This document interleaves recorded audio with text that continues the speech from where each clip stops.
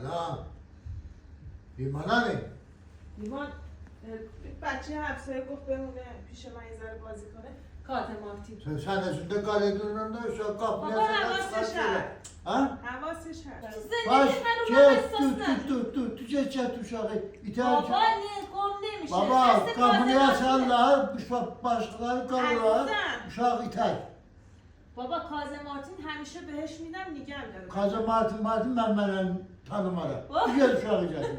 بابا جان میاره دیگه الان میاره Kim yani? کازم مارتین بابا Baba, من ben پشت sana سر diyorum. دوازم تو کوچه بودم یه بار سراغ منو نگرفتی حالا Evlen. سن حواسش هست میاد O alayı, sen alayı, sen dil bileysen de o dil bilmez uşaktı.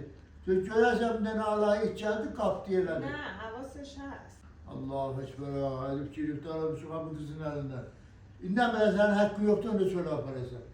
بابا جان Sana dedim de hakkın yoktu söyle yaparsan. Hayır. Güzel çatı. Duyarlar ama. تو حیات داره بازی میکنه